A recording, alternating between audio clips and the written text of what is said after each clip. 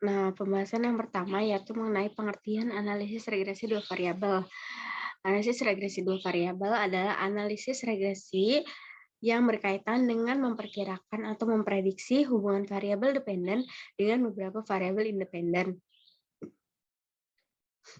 Ada beberapa langkah dalam menentukan analisis regresi dua variabel. Salah satunya itu membentukkan model pada regresi dua variabel. Nah, di sini ada persamaan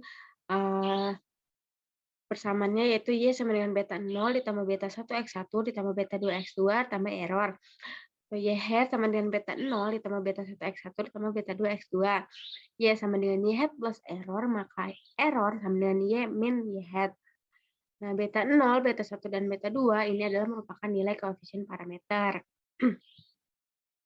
Untuk menghitung nilai koefisien parameter yang menerapkan dua variabel independen, ada beberapa langkah yang dapat digunakan. Yang pertama yaitu menggunakan metode kuadrat terkecil. Seperti ini rumusnya. Dan yang kedua itu menggunakan persamaan linear. Selanjutnya yaitu uji ANOVA. Uji ANOVA atau analysis of variance itu menjabarkan mengenai jumlah kuadrat atau sum square dan rata-rata kuadrat atau mean square. Nah, berikut adalah hipotesis untuk pengujian parameter model secara serentak. H0 itu beta 1, beta 2, beta 3, dan seterusnya. Nah, beta 1, beta 2, beta 3 ini dia itu tergantung dengan variabel independennya atau variabel X-nya. Sedangkan H1 itu paling tidak ada salah satu. Nah, di sini ada tabel ANOVA-nya. Di tabel ANOVA ini berisi sumber variansi yang terdiri dari regresi, residual, dan total. Ada DB, DB itu derajat bebas. DB ini terdiri dari P itu banyaknya variabel independen, N itu banyaknya sampel. Nah, di sini ada SS atau sum square, ada SS regresi, SS residual, SS total, MS atau mean square, ada MS regresi, MS residual, dan ini ada F hitung. Setelah uji ANOVA, ada uji kebaikan model. Nah, beberapa cara yang digunakan untuk mengukur kebaikan model adalah nilai MSE dan koefisien determinasi. Yang pertama ada nilai MSE atau mean square error. Nah, semakin kecil nilai MSE, maka model semakin bagus. Nah, yang kedua, gunakan nilai koefisien determinasi atau R kuadrat. Nilai koefisien determinasi digunakan untuk mengukur seberapa besar varians dari respon yang mampu dijelaskan oleh model. Nah, ini ada rumus dari koefisien determinasi. R kuadrat sama dengan 1 min SS residual per SS total. Untuk selanjutnya ada konsep fungsi regresi populasi atau PRF. Nah, fungsi regresi menggunakan data populasi atau VRF umumnya menuliskan simbol konstanta dan koefisien regresi dalam huruf besar sebagai berikut. Y sama dengan A ditambah BX ditambah E, yang dimana A sebagai konstanta atau intercept, B sebagai koefisien regresi yang juga menggambarkan tingkat elastisitas variabel independen, X sebagai variabel independen, dan Y sebagai variabel dependen. Baik, selanjutnya saya akan membahas tentang fungsi regresi sampel. FRS atau fungsi regresi sampel ini hanyalah suatu metode yang menyatakan bagaimana menaksirkan parameter populasi dan informasi yang diberikan oleh sampel yang ada. FRS adalah sebagai perkiraan FRP. FRS ini yang akan dipergunakan untuk meramalkan Y jika peubah bebas sudah diketahui. Fungsi regresi yang menggunakan data sampel umumnya menuliskan simbol konstanta koefisien regresi dengan huruf kecil, seperti di mana A kecil sama dengan konstanta atau intercept. Selanjutnya, simbol B kecil sama dengan koefisien regresi yang juga menggambarkan tingkat elastisitas variabel independen. Selanjutnya, simbol X besar adalah variabel independen, dan yang terakhir adalah simbol Y, yaitu variabel dependen. Selanjutnya akan dibahas oleh rekan saya. Selanjutnya yaitu persamaan linear. Persamaan linear adalah persamaan aljabar di mana setiap suku mengandung konstanta atau hasil perkalian konstanta dan variabel tunggal. Alasan mengapa persamaan tersebut linear adalah karena hubungan matematisnya dapat digambarkan sebagai garis lurus dalam sistem koordinat Kartesian. Bentuk umum persamaan linear yaitu Y sama dengan mx plus c.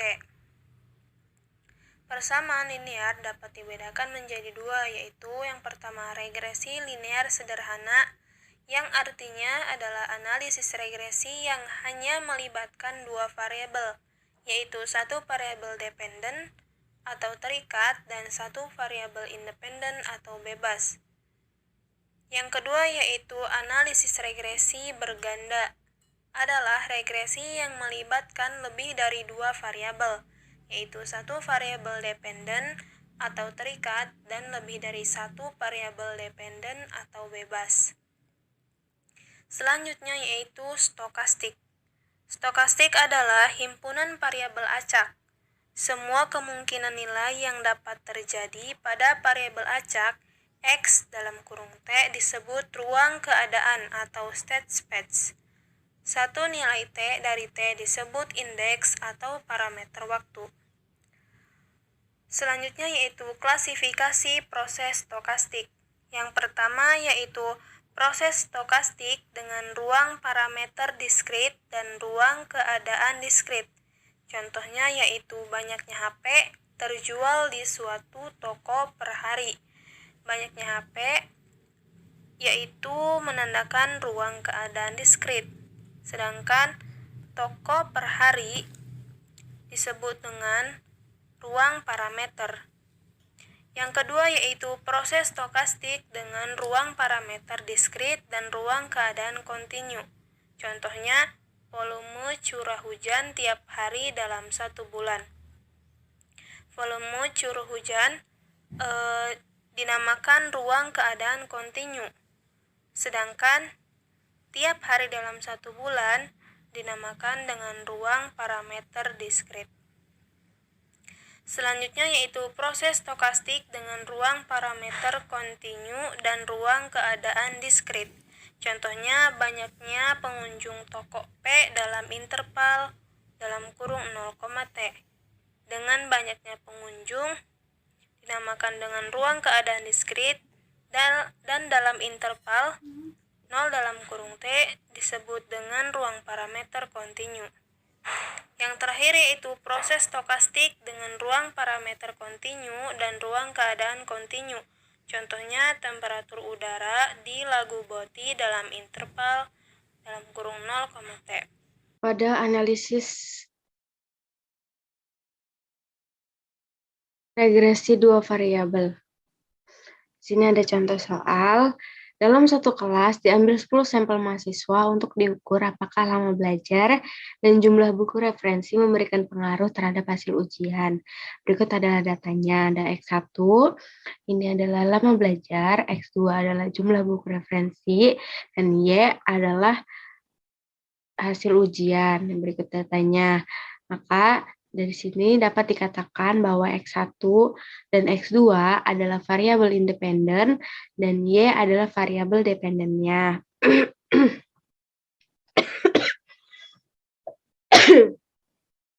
Soalnya yaitu buatlah model hubungan antara X1 dan X2 dengan Y, kemudian interpretasi, kemudian ukur kebaikan model dan hasil ANOVA-nya.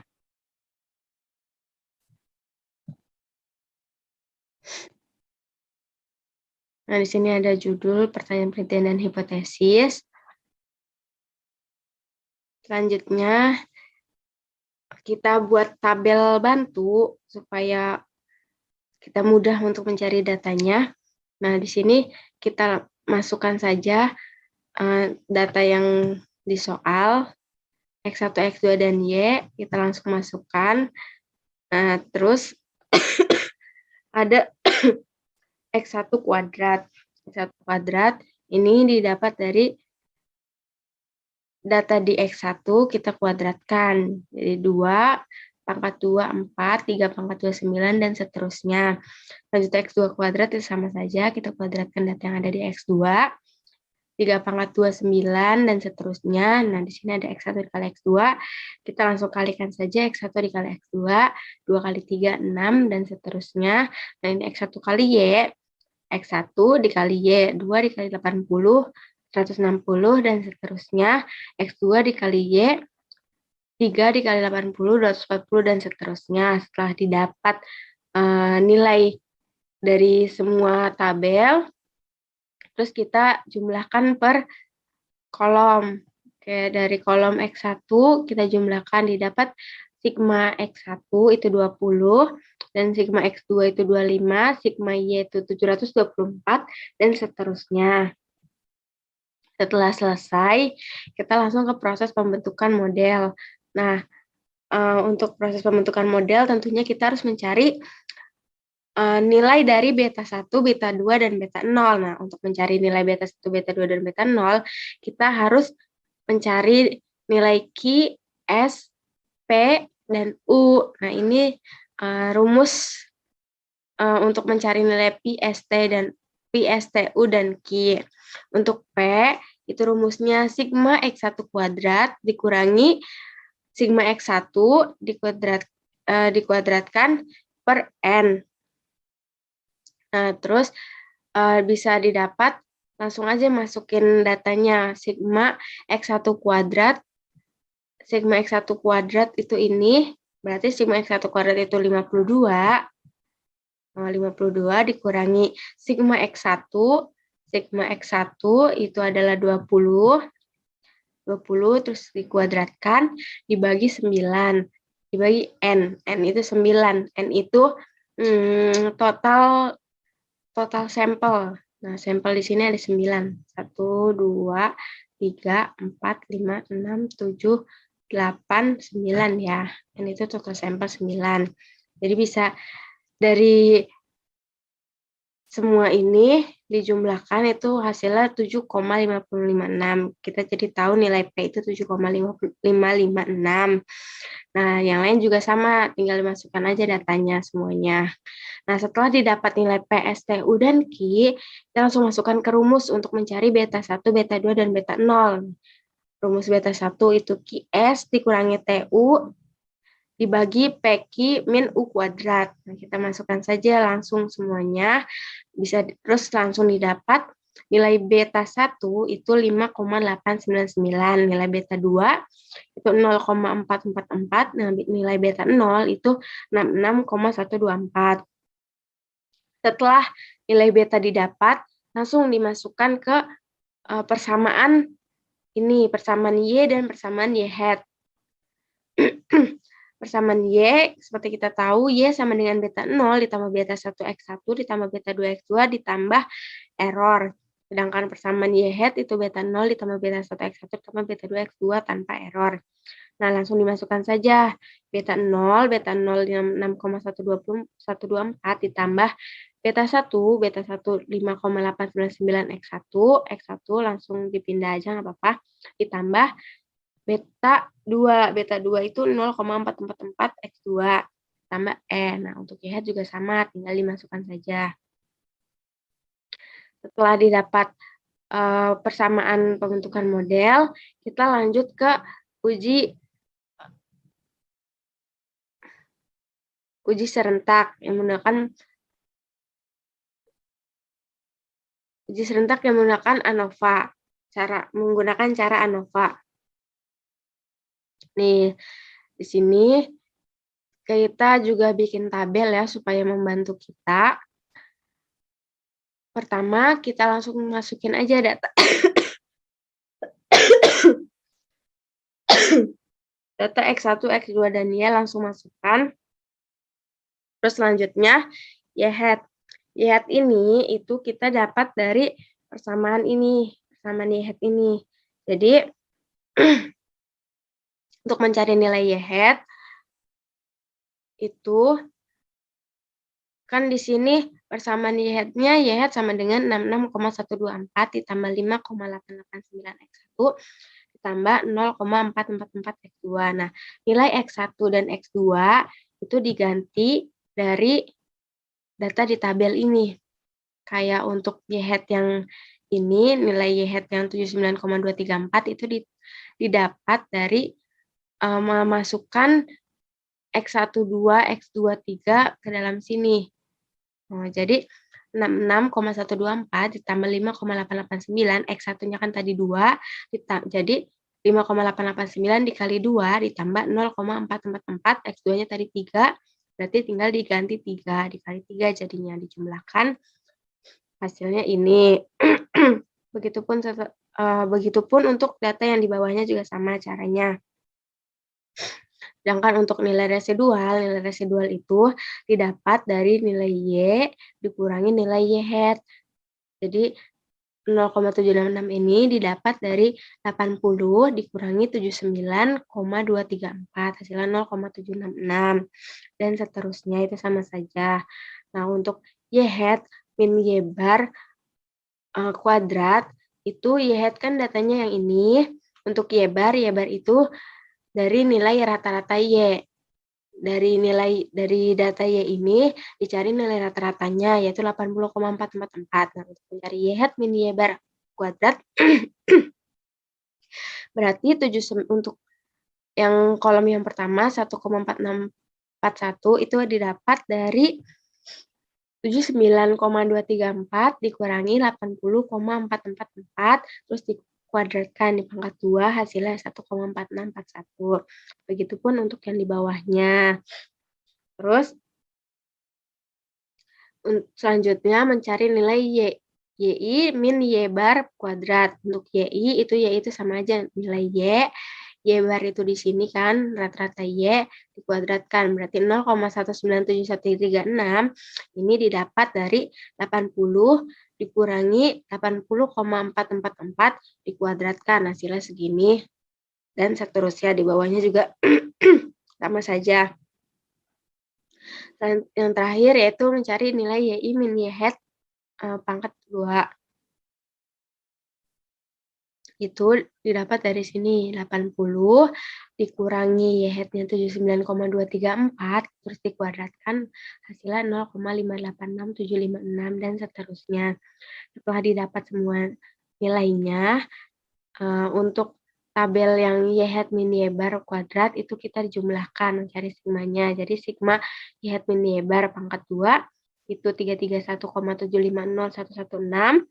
Sigma Y min Y bar pangkat 2 itu 356,222224.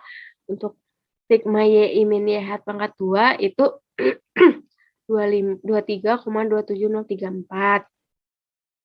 Setelah didapat data di tabel ini, langsung masukkan ke rumus. Di sini ada rumus SS regresi. Nih. SS regresi. Tinggal dimasukkan aja sigma Y hat min Y bar pangkat 2. Nah, sini kan bisa dilihat nih. Sigma Y hat min Y bar pangkat 2. Berarti ini kan 331,750 116. Nih, ini. Dan yang di bawahnya juga sama. SS total itu udah dapat dari sigma Y min Y bar pangkat 2. Nih, Y min Y bar pangkat 2, ini 356,22224 itu. Tinggal dimasukkan, ini juga sama. Tinggal dimasukkan aja nih, Y min Y hat pangkat 2. Sigma Y min Y hat pangkat 2. Tinggal dimasukkan saja. Setelah SS sudah dicari, langsung mencari nilai MS. Nah, nilai MS regresi, itu rumusnya dari XS regresi dibagi P. Nah, SS regresi kan sudah diketahui. Tinggal dimasukkan, dibagi P. P-nya 2. P itu total variabel ya, variabel independen. Dari soal tadi kan variabel independennya 2 kan, cuma 2. Nah, berarti P-nya 2. Berarti 331,7501 dibagi 2, hasilnya 165,857505. Jadi didapat MS regresinya segini. Ini juga sama. MS residual, rumusnya SS residual dibagi N min P min 1. N adalah jumlah sampel, total sampel. P adalah jumlah variabel independen. Nah, terus tinggal dimasukkan aja nilainya SS residual. Ini SS residual itu sama aja dengan NF error ya. Nah, tinggal dikurangi N min P min 1. Didapat hasilnya ini, MS residual nilainya 3,8784. Dan untuk F hitung, itu rumusnya MS regresi dibagi MS residual. Nah, di sini sudah diketahui kan, tinggal dibagi aja. Didapat F hitungnya 42,7646. Nah, setelah didapat semua nilainya, itu kita masukkan ke dalam tabel ANOVA. Nah, di sini tabel ANOVA-nya sudah tersedia ya, sudah diisi. Untuk DB regresi itu 2, DB regresi itu P kan, nilai P itu 2. DB residual atau error itu 6, didapat dari N min P min 1. Itu 6, dari 9 dikurangi 2 dikurangi 1, 6. Nah, DB total itu dari N min 1, N-nya itu 9 dikurangi 1, 8 kan. Nah, terus ini SS regresi, SS residual, SS total dimasukin semuanya, MS juga sama dimasukin, nah F hitung juga sama. Nah, setelah itu dibandingkan dengan F tabel. Nah, di sini F tabel itu alpanya 5%, berarti 0,05, terus DF1 itu dari DB regresi, sedangkan DF2 itu dari DB residual. Nah, F tabel itu 0,05, DF2, DF1 2, DF2 6. Nah, dicari di F tabel itu nanti kita dapatkan nilai F tabelnya 5,14. Nah, jadi ternyata F hitung itu lebih besar dari F tabel karena 42,7646 itu lebih besar dari 5,14. Nah, dari sini didapatkan bahwa nilai HO ditolak.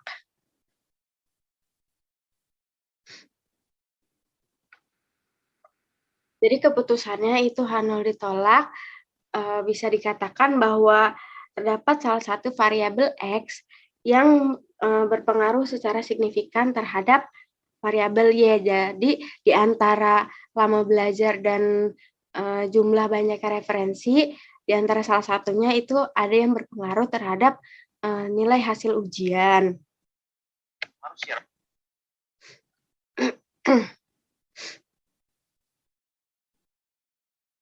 Nah, setelah kita mendapatkan tabel ANOVA, nilai tabel ANOVA, kita langsung mencari nilai kebaikan model atau R2. R2 sama dengan 1 min SS residual per SS total sama dengan 1. Dimasukin aja semuanya, didapat 93,46%. Artinya, model ANOVA ini